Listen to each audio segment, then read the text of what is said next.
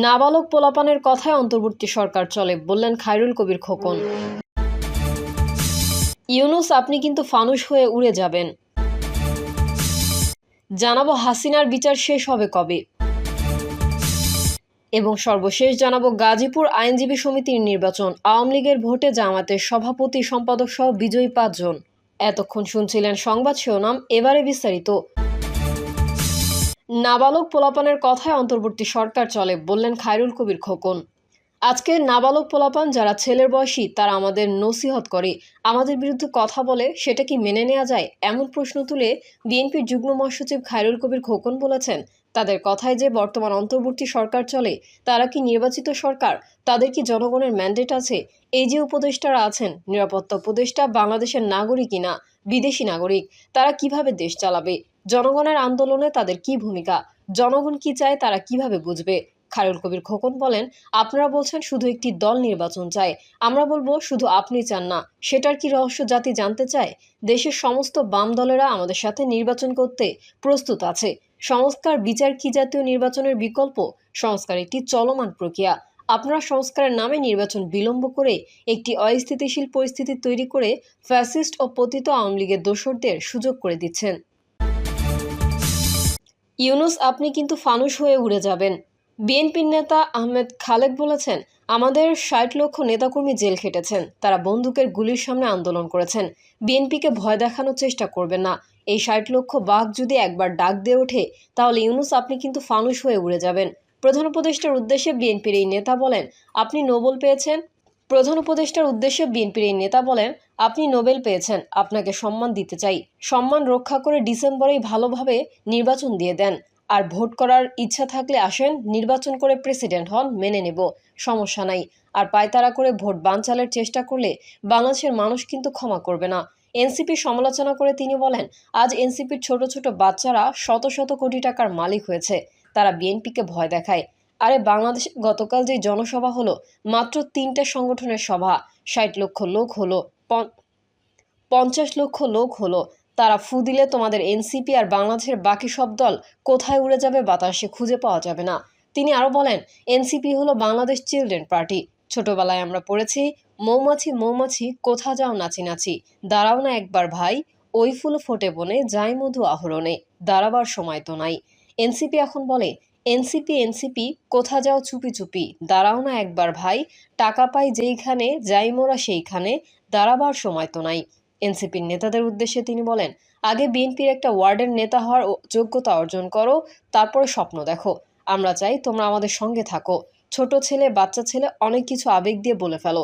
এই সময় সরকার এনসিপি ও জামায়াতের ব্যাপারে নেতাকর্মীদের প্রস্তুত থাকতে বলেন বিএনপির এই নেতা। হাসিনার বিচার শেষ হবে কবে? ক্ষমতাচ্যুত প্রধানমন্ত্রী শেখ হাসিনার বিরুদ্ধে আগামী সপ্তাহে আন্তর্জাতিক অপরাধ ট্রাইব্যুনালে আনুষ্ঠানিক অভিযোগ দাখিল করতে যাচ্ছে প্রসিকিউশন টিম। জুলাই আগস্টের আন্দোলনের সময় মানবতাবিরোধী অপরাধের অভিযোগে করা মামলায় এখন আনুষ্ঠানিক বিচার কার্যক্রম শুরু হতে যাচ্ছে। ক্ষমতাচ্যুত হওয়ার পরে শেখ হাসিনার বিরুদ্ধেই প্রথম কোনো মামলায় বিচার কার্যক্রম শুরু হচ্ছে। মামলাটিতে শেখ হাসিনার সঙ্গে আরও 2 জন অভিযুক্ত রয়েছেন। তারা হলেন সাবেক স্বরাষ্ট্রমন্ত্রী আসাদুজ্জামান খান কামাল ও পুলিশের সাবেক মহাপরিদর্শক চৌধুরী আবদুল্লাহ আল মামুন। আন্তর্জাতিক অপরাধ ট্রাইব্যুনালের প্রসিকিউটর গাজী এম.এইচ. তামিম বলেন, আমরা আশা করছি সামনে যে ঈদুল আজহার ছুটি শুরু হবে, তার আগেই আমরা ট্রাইব্যুনালে শেখ হাসিনার বিরুদ্ধে ফরমাল চার্জ জমা দিতে সক্ষম হব। ইন্টারন্যাশনাল ক্রাইমস ট্রাইব্যুনাল অ্যাক্ট 1937 অনুযায়ী আনুষ্ঠানিক অভিযোগ দাখিলের মাধ্যমেই আনুষ্ঠানিক বিচার প্রক্রিয়া শুরু হয় বলেন তামিম। ফলে ঈদের আগেই শেখ হাসিনার বিরুদ্ধে গত বছরের জুলাইয়ে করা মানবতা বিরোধী অপরাধের আনুষ্ঠানিক বিচার শুরু হবে বলে জানান এই প্রসিকিউটর। তদন্ত শেষ করে গত 12ই মে মানবতা বিরোধী অপরাধের 5টি অভিযোগ এনে প্রতিবেদন জমা দিয়েছিল ট্রাইব্যুনালের তদন্ত সংস্থা। শেখ হাসিনার বিরুদ্ধে এই মামলার বিচার কবে শেষ হতে পারে এমন প্রশ্নের জবাব দিতে অপারগতা প্রকাশ করেন তামিম। যদিও আইন উপদেষ্টা অধ্যাপক আসিফ নজরুল শেখ হাসিনার বিরুদ্ধে এই মামলার বিচার কবে শেষ হতে পারে এমন প্রশ্নের জবাব দিতে অপারগতা প্রকাশ করেন তামিম। যদিও আইন উপদেষ্টা অধ্যাপক আসিফ নজরুল গত সোমবার সামাজিক যোগাযোগ মাধ্যম ফেসবুকে এক স্ট্যাটাসে জুলাইয়ের মানবতা বিরোধী অপরাধে শেখ হাসিনার বিচার কবে শেষ হতে পারে সেই বিষয়ে একটা ইঙ্গিত দিয়েছেন।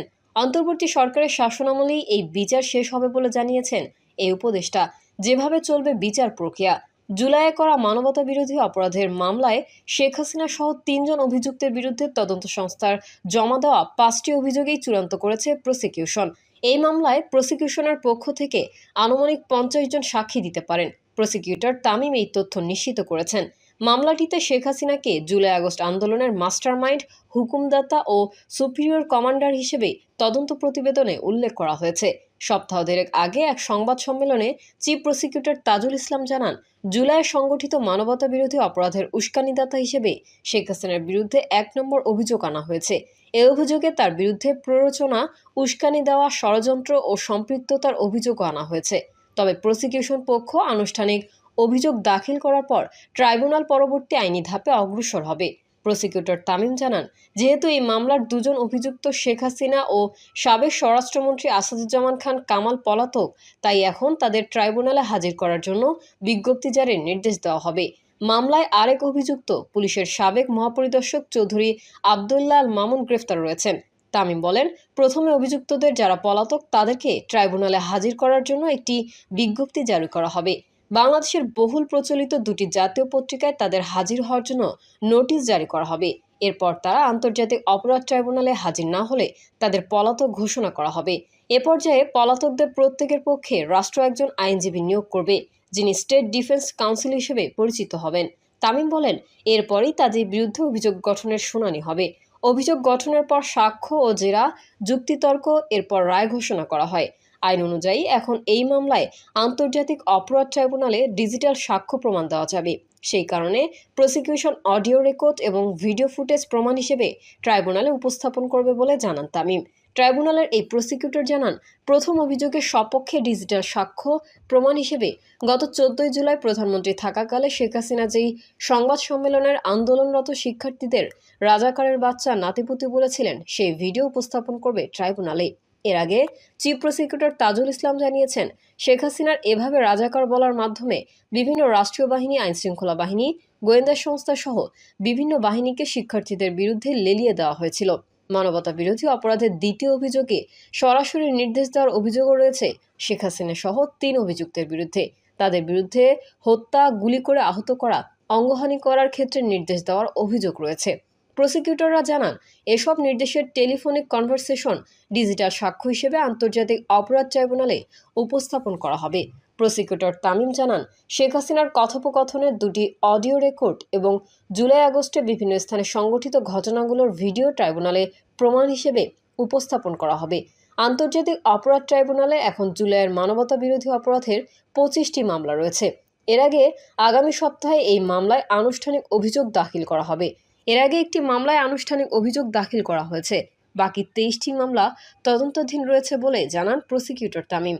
৭১-এর মানবতা বিরোধী অপরাধের মামলার যে অবস্থা, আওয়ামী লীগ সরকারের আমলে ১৯৭১ সালে মুক্তিযুদ্ধের সময়